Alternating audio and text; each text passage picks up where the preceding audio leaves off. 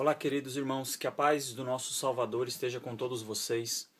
Esse é o canal Verdade das Escrituras, que tem por intento despertar o povo que busca a verdade da palavra do nosso Pai. Hoje eu quero tratar a respeito do dízimo. Eu sei que é um assunto bastante controverso e talvez polêmico, mas para alguns de nossos irmãos é um assunto que parece ser uma lei que ainda está em vigor nos dias de hoje e está em vigor para um povo que nunca foi hebreu. E são coisas que eu contesto e discordo. E eu penso que esse assunto ele pode se dividir, a princípio, em três partes. A gente pode ver a legitimidade da lei. A gente também pode analisar o que nos é ensinado através do livro de Malaquias, principalmente no capítulo 3. E também a gente pode se ater em algumas palavras para ver se literalmente o texto está falando aquilo que nós pensamos que ele está falando. Então, eu vou começar pela última parte. Eu vou me ater hoje apenas a algumas palavras do texto e muito em breve eu farei outros vídeos a respeito dos outros pontos que eu coloquei aqui. Tá? Então, vamos analisar o texto em si e ver se realmente é como nos ensinam. Lembrando que eu não estou aqui para ensinar, apenas para despertar. E se você ler e ter como base as Escrituras, ela mesma é quem vai nos mostrar se existe um equívoco, um erro ou não. Então, se você mesmo, querido, buscar, procurar e tiver entendimento, discernimento para ver o que está escrito, você pode constatar o que eu vou dizer aqui. Ok? Então vamos lá. Malaquias, no capítulo 3, a partir do verso 8 até o versículo 12. Diz assim: Roubará o homem a Deus? Todavia, vós me roubais, e dizeis: em que te roubamos? Nos dízimos e nas ofertas alçadas. Com maldição sois amaldiçoados, porque a mim me roubais, vós, a nação toda. Trazei todos os dízimos à casa do tesouro, para que haja mantimento na minha casa. E provai-me nisto, diz o Senhor dos Exércitos, se eu não vos abrir as janelas dos céus e não derramar sobre vós bênçãos sem medida. Por vossa causa repreenderei o devorador, para que não vos consuma o fruto da terra. A vossa vide no campo não será estéril, diz o Senhor dos Exércitos. Todas as nações vos chamarão felizes, porque vós sereis uma terra deleitosa, diz o Senhor dos Exércitos. Ok. Então, vamos começar. Primeiro ponto. Eu não vou fazer a leitura completa aqui de todo o livro de Malaquias, mas se você pegar, é um livro pequenininho, ele só tem 4 capítulos, e se você pegar o livro inteiro, você vai ver que primeiramente esse livro, esse profeta, o profeta Malaquias, o Pai, nosso Criador, através do profeta Malaquias, está falando com e contra os sacerdotes. Esse é o primeiro ponto. Então, quando ele diz aqui, roubará o homem a Deus, ele está fazendo uma pergunta. E ele diz, todavia, vós me dizeis, ou me respondeis, né? Em que te roubamos? Quem está perguntando? Os sacerdotes. Aí ele responde, nos dízimos e nas ofertas alçadas. Primeiro, o que é alçada?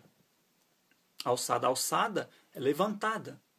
Então a gente diz, vamos levantar uma oferta, vamos levantar um montante. Então, primeiramente o que está dizendo aqui é que as ofertas foram alçadas. Que os dízimos foram recolhidos. Então, se o dízimo e a oferta foi alçado, foi recolhido, alguém levou. Se alguém levou, se o povo levou, quem estava roubando? Lembre-se, ele está falando com os sacerdotes. Ele não está falando com o povo. O profeta aqui está se direcionando diretamente aos sacerdotes que cuidavam das coisas do templo na época. Ok? Então, as ofertas e os dízimos foram entregues. Quando diz, com maldição sois amaldiçoados, porque a mim me roubais, vós, a nação toda. É lógico, é óbvio que a maldição se espalha por todo o povo, né? Porque os sacerdotes é quem estavam roubando, então a maldição se espalhava pelo povo. O verso 10 diz, trazei todos os dízimos à casa do tesouro. Eu tenho uma outra contestação aqui a respeito dessa palavra casa do tesouro.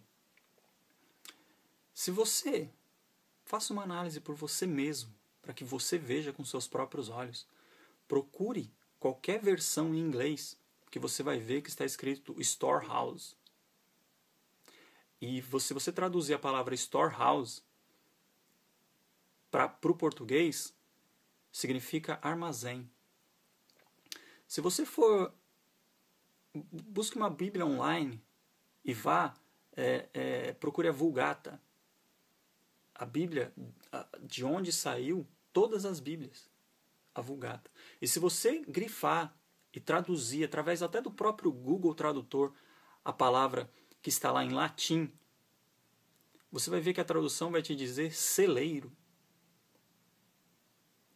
Então, essa casa do tesouro aqui é colocada justamente para que nós venhamos associar isso com dinheiro. Tá? Mas nem dízimo aqui para esse povo, para o povo hebreu ou judeu aqui nessa época, não quer dizer dinheiro. Eram alimentos. Até se você tem uma Bíblia que tem algumas anotações no rodapé, você vai ver aqui que tem anotações que te levam para Levítico 27 e 30. E lá, em Levítico, no capítulo 27, no verso 30, você vai ver que está falando de plantação. Tá? Então, a casa do tesouro aqui significa armazém. Trazei todos os dízimos ao armazém, para que haja mantimento na minha casa. Essa minha casa aqui é outra coisa que Deus está falando do povo. Deus está falando, o Pai aqui, o nosso Criador, está falando do povo. E num vídeo próximo eu vou explicar isso, tá? Mas vai ficar mais claro. E aí ele continua dizendo, e provai-me nisto, diz o Senhor dos Exércitos, se eu não vos abrir as janelas dos céus e não derramar sobre vós bênçãos sem medida. Abrir as janelas dos céus e derramar bênçãos sem medida. Eu vou recorrer a um outro texto bíblico, lá em Gênesis, no capítulo 1, no verso 7, que diz assim: Deus fez o firmamento e separou as águas inferiores do firmamento das águas superiores. E assim aconteceu. Deus chamou o firmamento de céu. Houve uma tarde, houve uma manhã, segundo dia. No firmamento, que é chamado céu, existem águas. Apenas águas.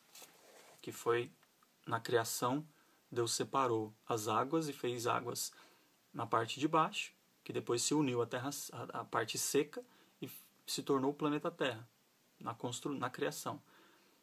Porém, no céu existe águas.